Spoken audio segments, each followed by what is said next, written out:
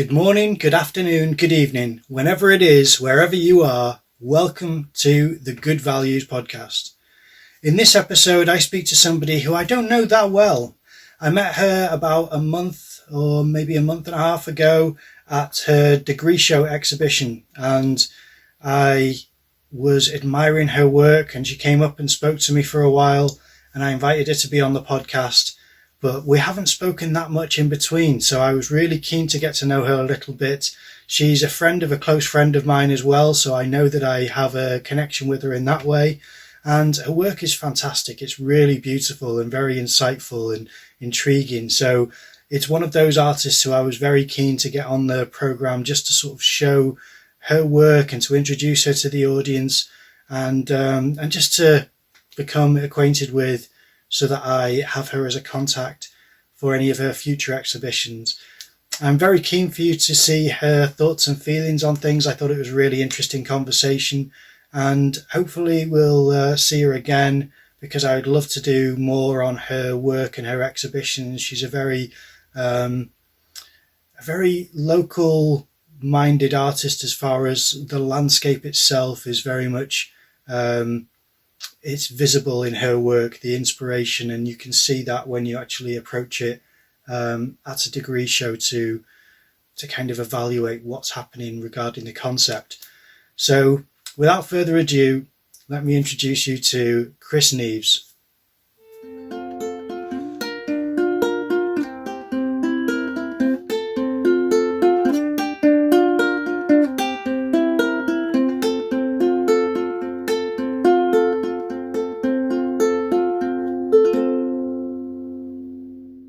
Could you introduce yourself to the audience for us, please?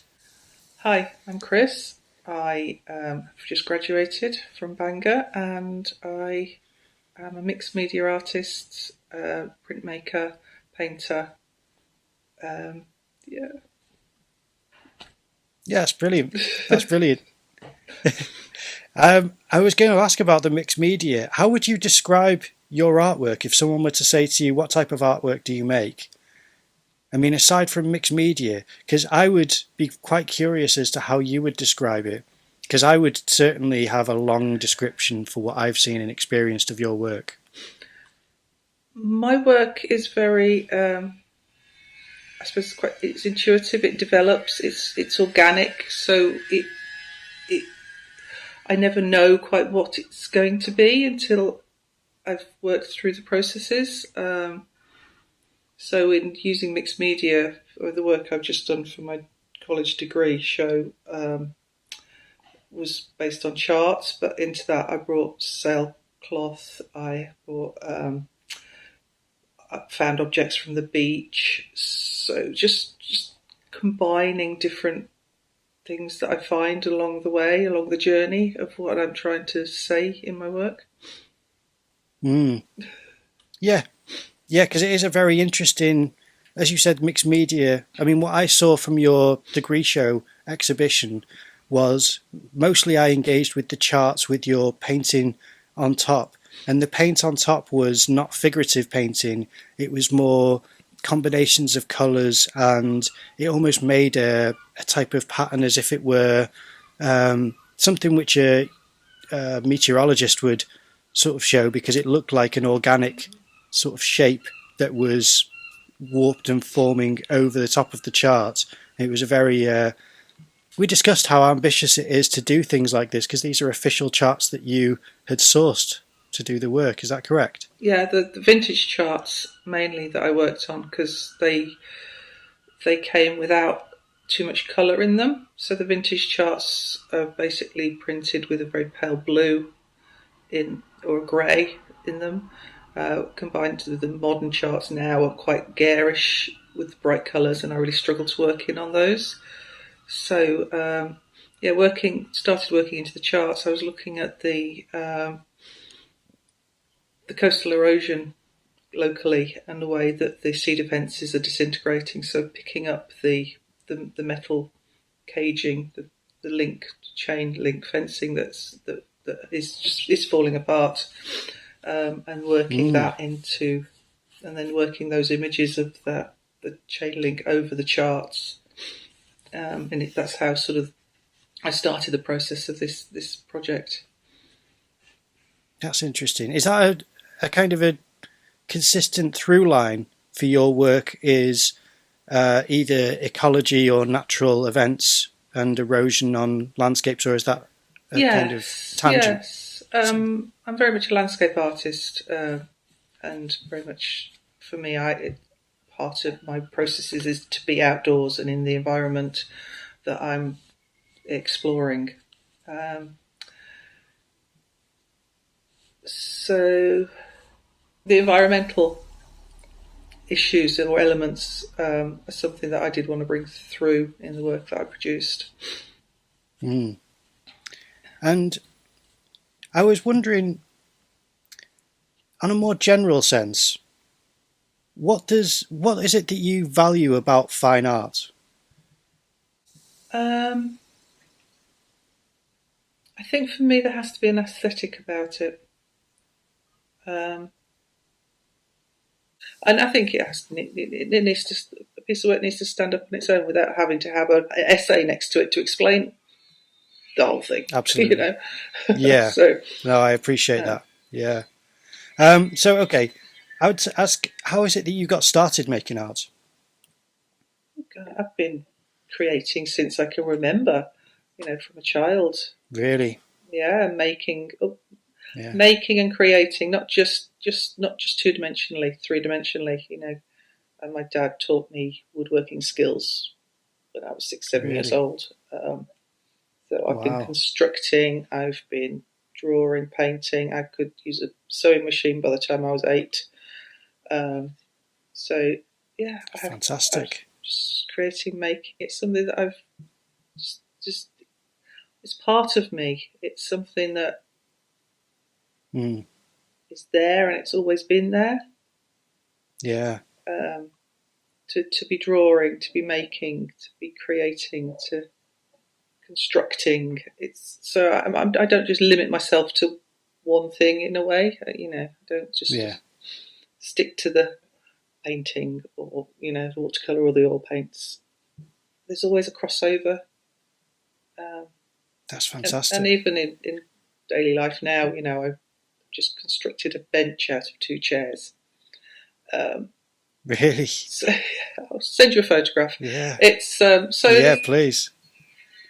It's part of me to be creating, constructing. It's let's say it's been there since I was a nipper. That's excellent. So you must see potential in almost everything that you look at. If it's all types of media, you must see a lot of different environmental objects and items that you can incorporate. Is it patterns or textures, or is it colours, or what is it that draws your eye towards your type of work that you produce? Can it be anything? It can be anything. Really? I keep a small sketchbook of just things, ideas that I might use next week, 5 years. I'm just about to start on a series of paintings around carousel horses. The fantastic, yeah. There's one actually in town now, locally, so I've been going and photographing it. Oh, wow. So, and that, I started that and did the preliminary sketches for that about 15 years ago. So I just always keep those ideas in a little book. Oh, amazing. That's fantastic. So I suppose it kind of relates to inspiration to an extent. Is there any either artist or filmmaker or author or poet or anything where you think, if I ever need inspiration, or I know that I draw inspiration from a specific source, is there anything where there is inspiration for you and you know it's consistent and reliable? Again, that can just totally vary. At the moment, there's a musician, John Bowden, and he did a series of 3 CDs, music CDs, and that for me is again, it's shelved, but it's another area of inspiration. What type of music is it? folk Oh, music. folk music. Yeah. Lovely. And were you saying poetry as well, did you say? Yeah, poetry, just literature, poetry, film, Mm, walking down the street. It's everywhere. I'm never short of finding inspiration from something. The only thing I Yeah. feel short of is time to actually do all of these things. um, but yeah, that's fantastic. I mean, is there any artist who you think I particularly like or appreciate this artist? Not at the moment. I think No. having just finished the degree, I'm having a bit of a time out from doing all that sort of looking at Yeah. artists and yeah, Yeah. yeah, Fair enough. just carrying on with my own stuff at the moment and not sort of worrying too much Yeah. That's about looking understandable. around. Yeah. Did a lot of researching up to that point. Yeah, you have to, don't you? I found a lot of my inspiration comes from cinema, and it can be from old cinema. What type of film is it that because you mentioned film, what type of film can inspire you? Is there anything where you think, oh, it's foreign cinema or it's British film or it's specifically this type of genre? um, at the moment, I think I just watch such a wide range of cinema, film. I couldn't pinpoint any one thing at the moment. No, that's No, fair I enough. like some of the old films. I like some of the black and whites and some of the sort of Mm, 1940s, 50s movies. yeah. Um, but I just don't at the moment watch much telly. It's too nice outdoors to be sitting watching films and Yeah, being I in doing appreciate it. stuff. Yeah. So I think I the think last time I for spoke to me you, more. I was sorry. going to say I just need to be outdoors. Yeah, I was saying the last time I spoke to you, you said that you were going swimming. I think I didn't know if you meant in the sea or if you meant at the Oh yeah, swimming in the sea. yeah. Yeah. Since the first lockdown, I have not swam in a swimming pool. Oh, I really? go outdoors now. Yeah, Oh, just made that fantastic. change. So You just pointed in a direction, and I thought, I don't know if that's where there's a swimming baths or if that's a part of the ocean where you're saying, there, that's where I'm getting my cozy on. just no, just anywhere. So yeah, the Yeah. sea that way, sea that way, sea that way, lakes that way. Just Oh, beautiful. Yeah, I love it. Excellent. Okay, well, I suppose another curious thing which I try to find from artists is do you ever find that you have a specific colour palette? Do you ever have recurring yeah, colours or. Yeah? blue, Blue. blue, Yeah. indigo mainly. It's my absolute favourite colour, indigo. Mm. Um, but I do blues, greens. Um, yeah, I think they were the ones. I did Greys. notice that on your charts. Deep blues and greens, like beautiful. Yeah, I think that just comes from the influence of living by the sea, of Yeah. being out every day. I walk the dog, so I'm out looking over the sea, and Mm. that's sort of very much. I'd realised actually the other day I was chatting to a friend, looking out over the view I have from the top window, and it never struck me before. But I messaged him a couple of pictures, photographs of what I'd produced for my final show. Some of Mm. the watercolor ink pieces, Yeah. and then I looked out of the window and I'd realised how much of an influence that view had been on the work I produced. And I was talking to a friend the other day about it as well, and she said, yeah, she said she was walking out on the straight, um, and she looked over, and it just struck her how where the influence for me had come from in the work she'd seen of mine, from the Really. show. And it So was a that was subconscious, you think? yeah, totally Yeah. subconscious. It's just yeah, it's there in my in the subconscious, and I'm just drawing on those sort of Yeah. memories of what's out in the view. That's lovely. So, but this, I mean, again, the work I'm going to be doing at the moment is going to be very vibrant. bright, lots of colours. So I don't just necessarily stick to one pattern. But if I'm doing a series of work, the series of work will be on those same colours. It won't. Yeah. There won't be a variation within that. Yeah. If there's space, you'll incorporate your preferred colours, but you're not constrained by a specific palette necessarily. Yeah. No. Oh, very good. I'm always curious to ask people, because of how much fine art has changed over the years from the classical approach, which you still see repeated to this day, and the different movements are still influencing people, whether they're painting and drawing or sculpting or whatever type of mixed media people use.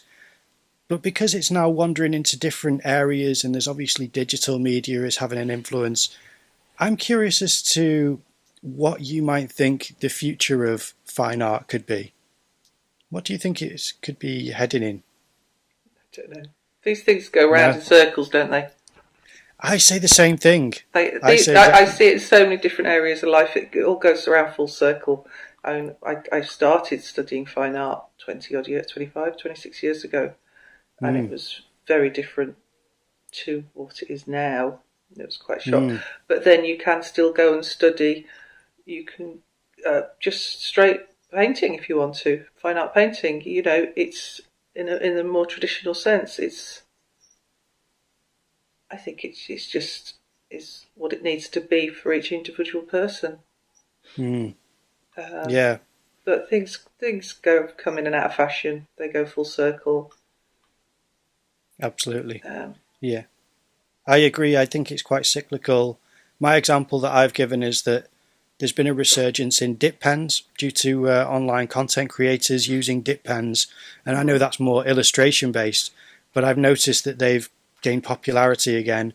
And that's not a new technology. That's just being popularized due to, YouTubers or whoever's using them at the time. So I think that these things, Dadaism is still heavily influencing a lot of creators, because even though it's, the 60s or something that Dadaism was exploding, it's still something which you see challenging people. So I think people like to use those types of devices to try to almost create not a controversy, but a kind of complexity to the messaging. And I see that being used as a means for that. And, it's a very creative way of expressing ideas. So I think that that's, from the 1960s, and it's still these days being used as a new way of messaging. So I do agree that I think it's quite a cyclical way, creativity. But I was curious, just in case you said all digital, or, a mash of the two, or who knows what could be next. I think because there's such a diversity of interest, and people are going to, it's about demand as well, isn't it? As well as what's being produced. So, yeah. Have you ever tried digital artwork yourself? Nope. No. I've never really connected with it, to be honest. I've tried it. I wouldn't even bother trying. I've got more important things I want to do with my time. It's not hands-on for me. It's sitting in front of a computer. It's not, what's the word I'm looking for? There's no physicality in it. No, when I work, for me, there needs to be physicality of engaging with the materials and almost that physicality of movement for me. So if I'm painting, I'll be painting standing up, moving. So I engage with what I'm doing, and to sit at a computer is just too static. Plus, again, I'm not outdoor. I need to be. I've known from very early on, again, from being a kid, that for me, I need to be engaging outdoors with nature. For me to be sat indoors all the time, it just is not something that it's just not part of me. No. No, it's not So very active, is it, as a part of the art process? Well, it doesn't seem that way. I don't want to disparage anyone who is active in the digital art area. I just think that I can completely relate to what you're expressing, because I like feeling the materials, and I like, engaging with the environment a little bit, even though I don't do many plein air pieces. I do love when I get the opportunity to be outdoors and study something in person. So there is quite a different experience to sitting indoors. It's Saying, about being able to engage with all your senses, so you can smell the paint, you can feel the textures of the sand that you're putting in the work, or the wood. You can smell wood even. You can smell that sort of cut wood smell, and yeah, it is about that sort of that engagement fully. so quite a sensory experience for you then when you're creating Yeah. artwork. It all Yes. feeds into it. Yes. Yeah. I mean, have you created work which people would engage with? And because the work that I've seen of yours was framed, and it wouldn't be necessarily something you'd want people to approach too closely or get their fingerprints on, but would you ever, or have you ever made work where you think this is for the audience to actually breathe it in and engage with it a little bit more? Or have you ever thought about that type of sensory injection into the Yeah, audience? it is an area that I've thought about making work that people could touch Mm. and engage with in that way. I think, especially in maybe it's just thinking really about creating art that people with sensory issues could engage with somehow. Yeah. So thinking about visual impairment or hearing impairment, um, or even motor issues, mobility issues. Yeah. So it's something I've thought on, but one thing I found with doing the degree, with creating work for that, almost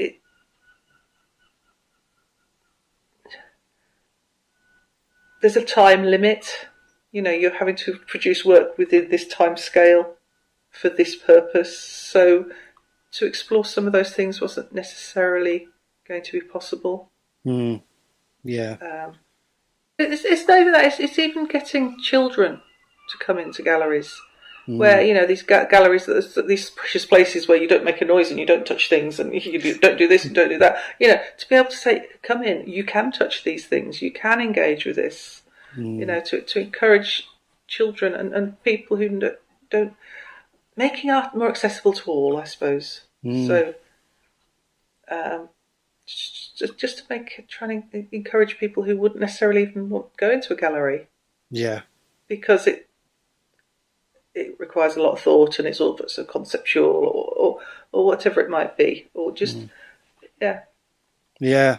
That would be nice, wouldn't it? Is to change the idea of an art exhibition as being an experience where you just go there and engage with things and enjoy yourself, and it will just naturally be a mind-opening experience regarding the sounds or the feelings or the smells or just the relation between yourself and the exhibition can be quite an experience. I once mentioned to a fellow student how exhibitions which I'd never put on myself, but I've appreciated others do, because it'll be large textile sheets hanging from the ceiling and they're all coloured and there's specific lighting. I feel an immediate surreal atmosphere where I'm walking into it and I feel as though I'm in the scene of a film, or as if I'm in a studio environment where they're presenting special effects, even though it's artwork because it's just large textile sheets, but it's something where it changes the light and it changes your vision and it changes the whole atmosphere of the room. And I think that's really invaluable when art exhibitions can expose people to that type of thought and emotion a lot of the time. And it's It's something which is almost, I don't know if it is unique to arts, but it's certainly something which has more potential in the fine arts area, I think, than a lot of other creative fields like animation or illustration, which are quite specific and narrow studies and goals. Mm-hmm. So yeah, it's exciting to think of things like that. Now there's 3 questions. Sorry, please. I was going to say, fine art crosses over into a lot of all these different things like animation and illustration. You know, going through around a fine art degree show, and there's quite illustrative work there, and so it's that it crosses borders and boundaries, doesn't it, as well now? Yeah. I really struggled in my first year at my university to try to parse out where illustration ends and fine art begins. Yeah. And I did a bit of a poll. Well, not a poll. I should have really written or recorded the answers that I received. But instead, I'd just go around and ask everyone that I could, saying, I don't have a right or wrong answer. I don't have an opinion. I'm just asking, what do you think the difference is between illustration and fine art? And I remember one person saying illustration accompanies text and fine art doesn't necessarily. And other people said illustration is work for someone, fine art is for yourself. And all different types of answers. And I thought it's interesting what they say, even though I think not necessarily on each of the answers. I just think I don't think that's a hard line for each one. And I don't know where. Because there's been people incorporate text into their work. Absolutely. So, but that is fine art, not illustration. So there's just so many. Yeah, the boundaries are fuzzy nowadays. Yeah. Do you know what the difference would be? I mean, is there any? No, there's no type of rule for that. No, I'm not sure. No. Depends on if you're doing a fine art degree or a illustrative degree. Yeah. Yeah. Because even signs, I suppose, have become fine arts. There are sign writers who do fine art exhibitions, and that's something which they would consider illustration courses teach a certain amount of sign composition and layout. Mm-hmm. So, yeah, it's very uncertain and blurry in those areas. And it was a curious thing that I tried to find out in the first year and then gave up on soon after. But it's like photography, model making. Yeah, as you were saying, it does cover a lot of different ways of being creative, fine arts, which are not constrained to drawing, painting and sculpture, as I think people still assume. Which is great, but it's daunting to think of how much you can encompass into a course when there are so many different interests to try to grow and make use of. So I have, as I said, 3 questions left. One of the 3 is 2 questions in one. And these are questions which my art mentor would ask me every day that I would see her. And I would see her almost every day for about a year or so. We would meet up almost every day and either practice art or discuss art or, just hang out and make music or whatever it was. But she would always ask me these questions. And I've thought that they were so important that I asked professional people on live streams online that I've watched and tried to find out what they think. And I ask as many people on the podcast as possible because I think they are specifically artist type of questions. Now, I have told her that I'm using her questions and she's quite happy because they're based on artists being observers and lovers of the world and, soaking up what they love. So this question I've been asked every day, and I think this is quite a nice one, and that is, what's the most beautiful thing you've seen today?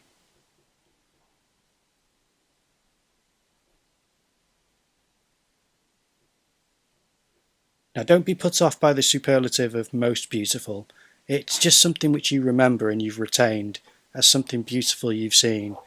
And often it can be sunlight or a plant or a bird or, whatever it can be.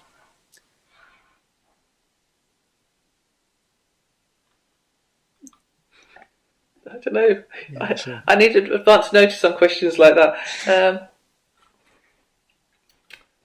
Most beautiful thing I've seen today.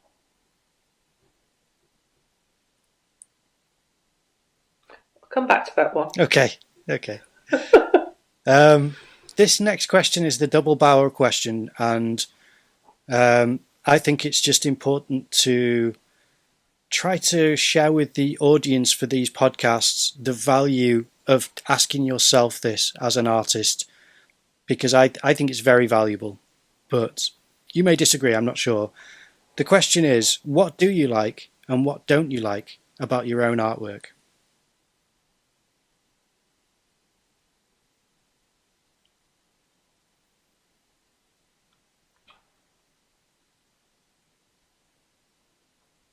I like about my artwork. I like the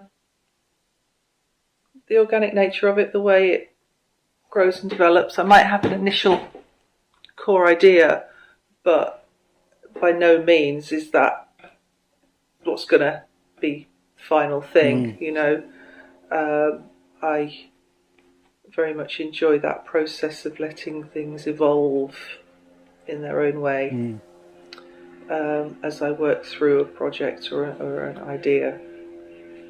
I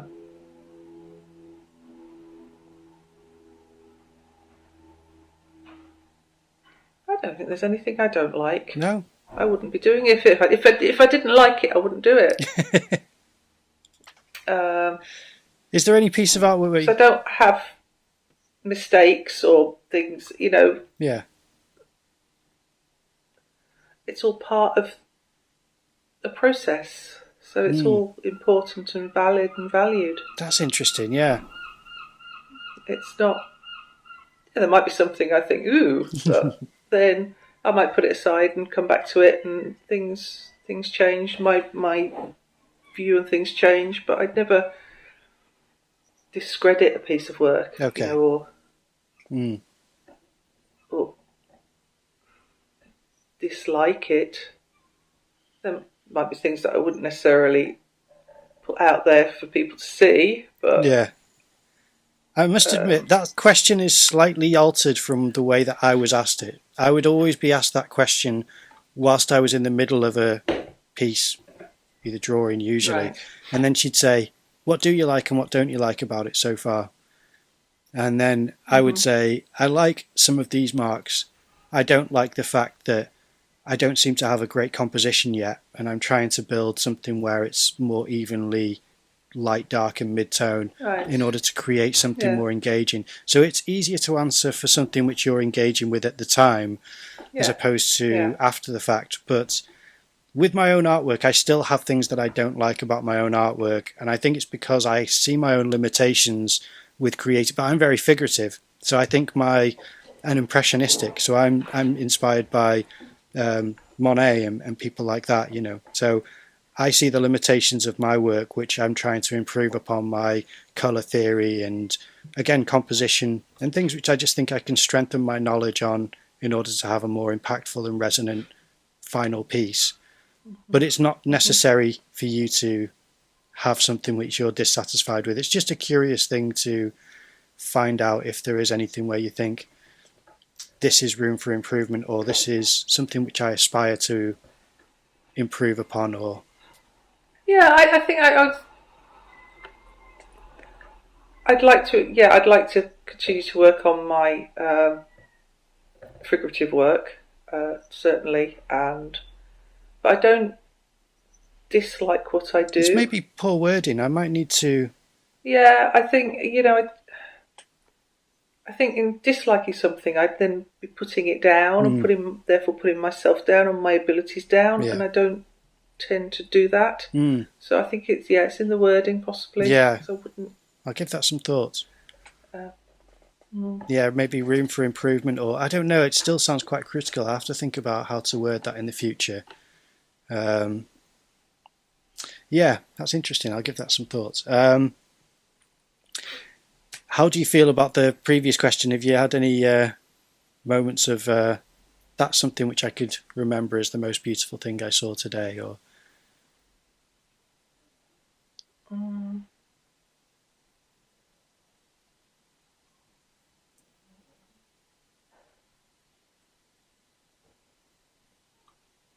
think it was the birds in the garden this morning. I've got house martins nesting. Oh, lovely. And they were out active, flying around, and they're just so lovely to see. Oh, fantastic. That is nice. I suppose the last thing I would say then, is there any social media that you're looking to promote that you'd like people to look at? Any accounts that you've got on any different platforms, or any website, or anywhere you'd like to drive traffic, any upcoming exhibitions, anything you'd like to promote at all? At the moment, no. Is there nothing? I mean, no, because it's all at the moment. It's all on hold and just being rejigged. So there's my Instagram, but I'm not really active on it at the moment. So there's nothing I'm active with. At the moment. That's all right. No. Are you just having a bit of time out? How are you? So I was going to ask if you're working on a new set of either charts or pieces or anything. Are you working on anything new? I'm continuing with some of the smaller pieces of the collaged work, which they're all up on my desk, spread out everywhere, because I've got people are interested in those. But again, as I say, I'm going to be working on this series of work around carousel horses. Of course, yeah. And sort of in relation to life and life experiences, and how you just keep going round and round and round. And initially it's fun, and then it can become a bit of a frigging nightmare. Yeah. It's just sort of looking at in around psychological issues, I suppose. So, interesting. Around that, and mental health, and excellent.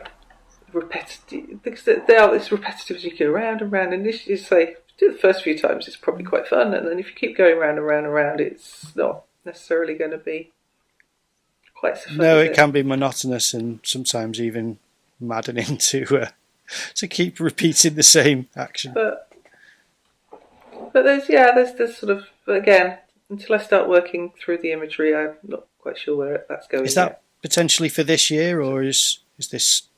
Yeah. Yeah. Oh, excellent. Well, you'll have to keep me posted, because I'd love to see how that develops and where it ends up. Yeah, well, I'll start popping things up on the Instagram. And there'll be a link if that Instagram gets changed. Okay. There'll be a link. Okay, fantastic. So. Well, thank you so much for being a guest on here. I know that it's been tricky with the technical issues and the arrangements of availability, but I really appreciate you coming on and talking about your work and your thoughts and your history a bit. And hopefully in the future, if you have more exhibitions that you'd like to discuss and you can stomach another session of talking on camera, then I'd love to have you on again. But yeah, thank you very much. Thank you. Excellent. Thank you. Okay, I'm going to stop the recording. Good. Okay, so that's the podcast done. Now, I thought that was a really interesting conversation.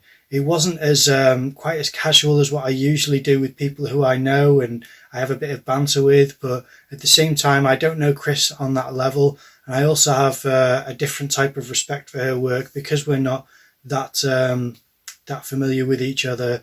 I wanted to really try to probe in certain areas and not be too intrusive with her ideas and thoughts in others, because some people can be a bit more, I suppose a bit more protective over the roots of their creative process. So I didn't want to be too much of, letting my questions pry into areas where it perhaps wasn't welcome. So I thought that was a really interesting back and forth regarding what are your thoughts regarding this, and perhaps some of this needs more thought. And I thought it was really nice to have the spaces where none of us would be speaking and she'd just be thinking. That's something which I've not had on a podcast episode before. I thought that was really, it was just interesting to see someone think, just to sit on the podcast and think, because it's usually just non-stop chatter like I'm doing now, where it's just yeah. Whereas with her, she actually just stopped and really processed what her true thoughts and feelings were, about certain questions, and I think that's really invaluable. I thought the work was beautiful. I really loved sharing that with the audience to sort of show what it was that I saw, and obviously it's more beautiful in person. That's always going to be the case with artwork, and I'm hoping that in the future she'll come on the podcast again, but even if not, then it's been a real treat to talk to her, and I just thought it was really interesting, and I hope that you enjoyed it as well. If you did, then please leave a like, comment down below, subscribe to the channel, ring that notification bell, and I will see you in the next episode.